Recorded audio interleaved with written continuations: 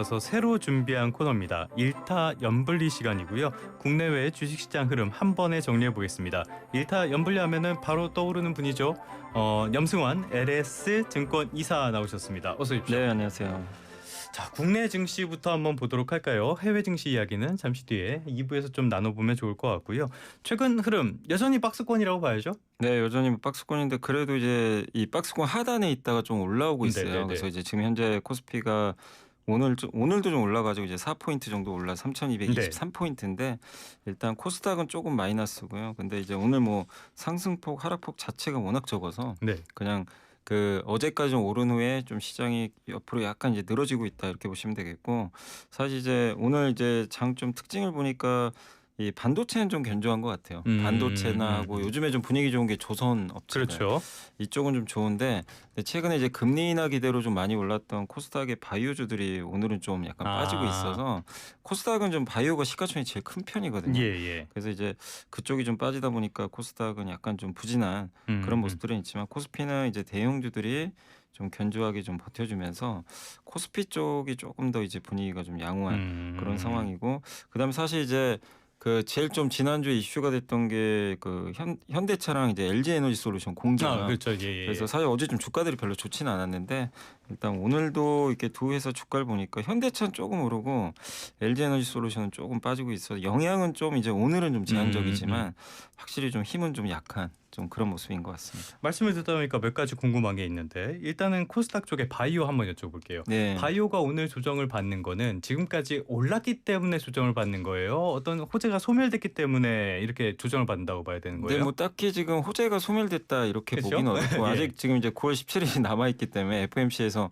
근데 이제 금리를 인하를 몇 번 할 거냐가 더 중요하거든요. 그러니까 이제 시장에서는 최소 2번, 많으면 3번 연말까지. 네. 그래서 그게 만약에 근데 이번에 금리 인하를 했는데 한 2번 정도에 그칠 것 같다. 뭐 2번이나 이번 9월만 하고 그칠 것 같다 그러면 바이오주들은 오히려 좀 빠져버릴 수가 있는데, 근데 만약에 3번까지 지금 시장에서는 3번도 예상하는데 그러면 이제 연달아 3번 이렇게 인하를 하게 되면 미국이 본격적인 금리 인하가 가속화되는 거니까 이건 바이오주들한테는 굉장히 좋을 수가 있거든요. 그래서 금리 인하 9월에 하는 거야 뭐 100%잖아요.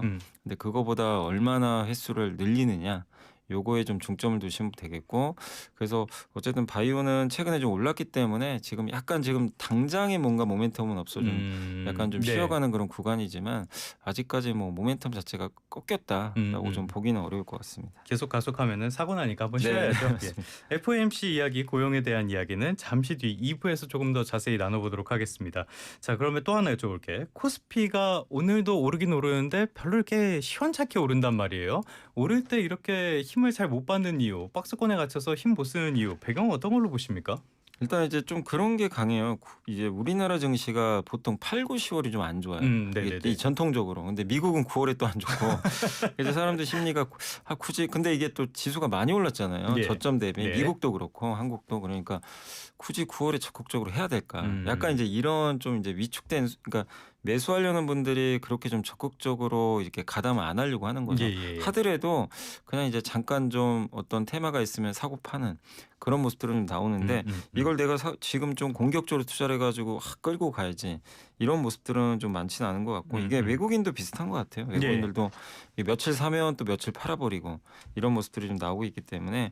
그리고 이제 시장에서는 지금 이제 대주주 양도차익 과세가 사실 어제 코스피가 막판에 좀 올랐던 것도 이제 대주주 양도차익 과세를 지금 10억으로 정부가 낮췄잖아요. 근데 그거를 어제 뉴스 보니까 다시 상향할 거다라는 이제 그럴 내용이 것처럼 나왔죠. 구윤철 부총리가 말씀하셨더라고요. 근데 그거 아직은 결정된 건 아닌데, 근데 그게 좀 정해지긴 해야 되거든요. 명확하게. 이거 대체 이거 몇 달을 끄는 거예요, 이거를?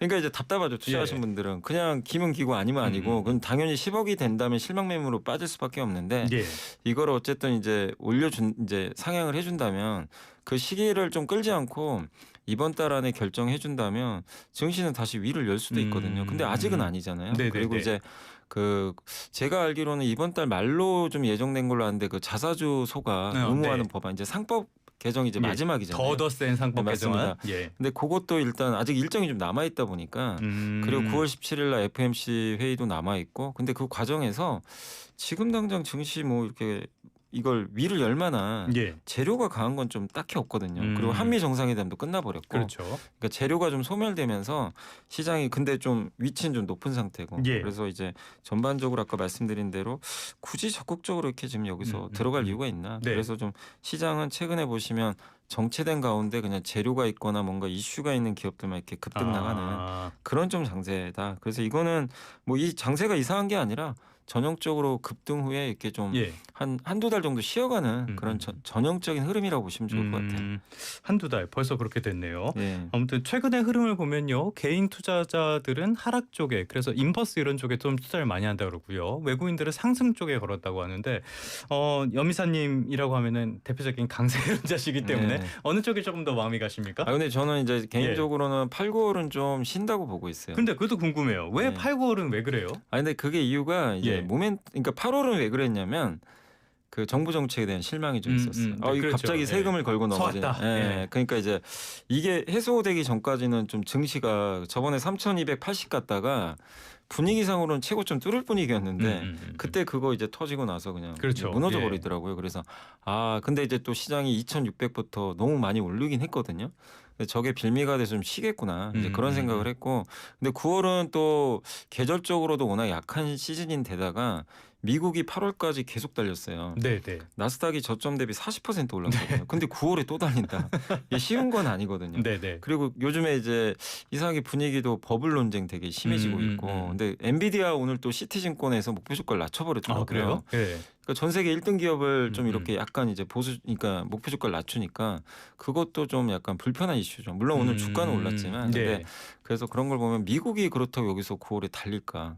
이것도 쉽지 않고, 그러니까 저는 사실은 중장기로는 다시 또 계속 오를 거라고 보지만 이게 약간 쉼표를 찍어줘야 또 다음이 있는 건데 네네네. 그냥 계속 달릴 수는 없어요. 그렇죠, 그래서 그렇죠. 그런 관점에서 나빠서 조정이 아니라 좀 쉬어갈 것 같다. 그래서 저는 9월까지는 조금 예. 쉬어가고, 그리고 나서 이제 10월 뭐 11월 이런 식으로 좀 올라가지 않을까 이렇게 생각하기 때문에, 물론 뭐 단기적으로 투자하신 분들이 인버스 한번 해볼까 이럴 수 있지만 사실 그 타이밍은 누구도 맞출 방법은 없어요. 그래서 저는 인버스나 이런 고버스 투자는 절대적으로 반대고요.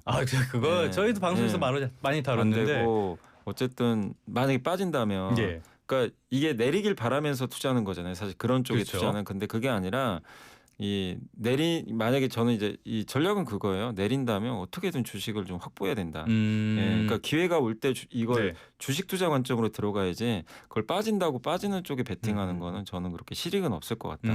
그리고 사실 지금 주식시장 보시면 꾸역꾸역 올라가요 또.